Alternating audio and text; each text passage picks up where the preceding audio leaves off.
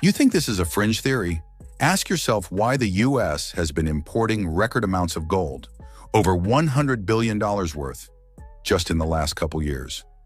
Why are central banks around the world, especially in the East, stacking gold like it's going out of style? Why is the Shanghai Gold Exchange pushing for internationalization through multi-jurisdictional depositories? Why did BRICS launch a settlement system backed by gold distribution across vaults in Saudi Arabia, Africa, and Asia? You can connect the dots if you're willing to dig. Hell, even the BIS has quietly acknowledged gold's re-emerging role as a Tier 1 reserve asset under Basel III. That was the signal. Everything since has been noise. While the West sleeps and argues about CPI print manipulation, the East is building an entirely new monetary infrastructure. And we are now months, not decades, away from the point of no return. Look at the EM Bridge platform. It's live.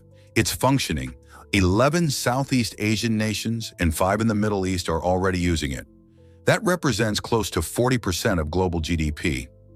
Add in the Belt and Road Initiative, the Shanghai Cooperation Organization, the Eurasian Economic Union. You're suddenly covering 70% of the world's population. And what are they trading with? Yuan, local currencies, and gold. Not dollars. This is what people don't understand.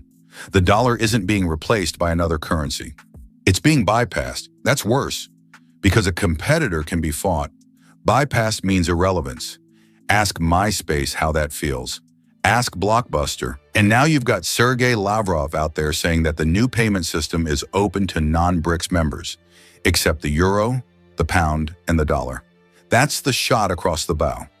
That's the equivalent of the BRICS putting a velvet rope across the club entrance and saying, "Sorry, fellas, you're not on the list." And that's not just political posturing. That's a fundamental reshaping of global capital flows. The U.S. Treasury market is the foundation of the global financial system.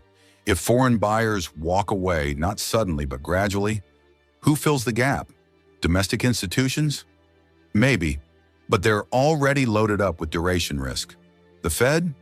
Possibly, but then we're talking about yield curve control on steroids.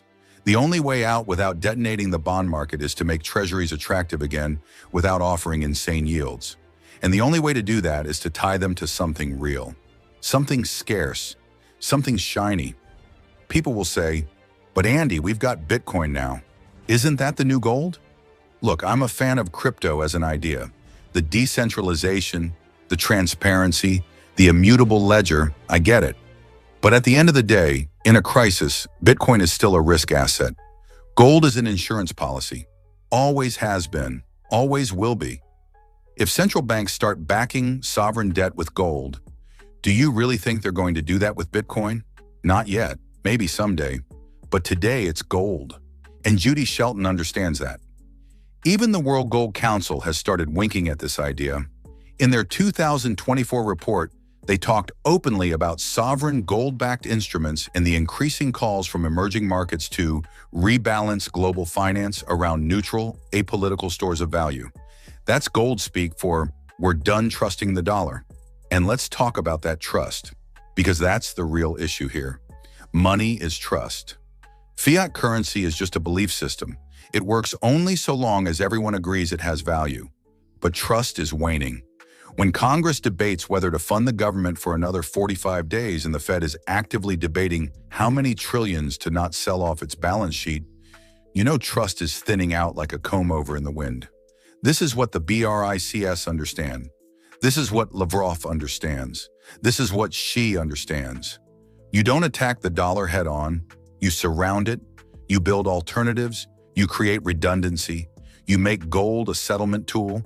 You make mBridge a payment tool. Meanwhile, we're here in the West, wondering why nobody showed up at the last Treasury auction. You've got the makings of a monetary endgame.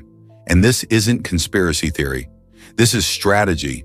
This is game theory.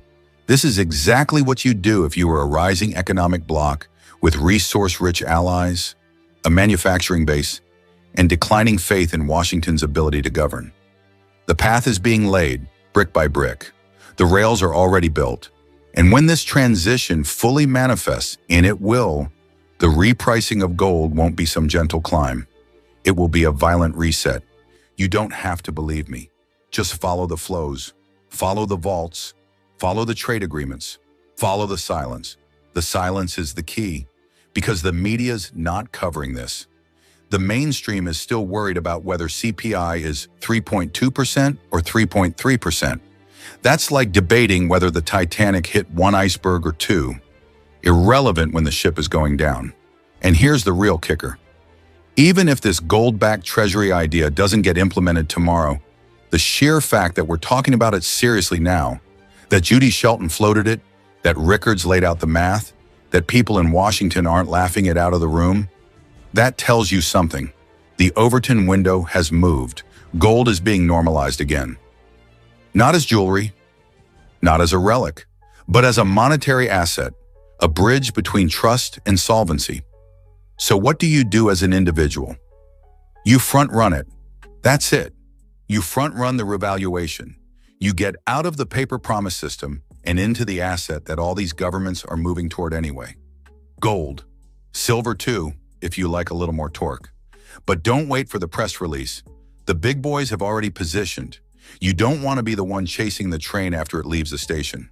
And if I'm wrong, if none of this ever happens, what's your downside? You hold an asset that's been money for 5,000 years. That seems like a pretty good worst-case scenario to me. I'll leave you with this. In 1933, they revalued gold from $20.67 to $35. That's a 69% devaluation of the dollar overnight. In 1971, gold was unpegged, and by 1980, it hit $850. That's a 4,000% increase.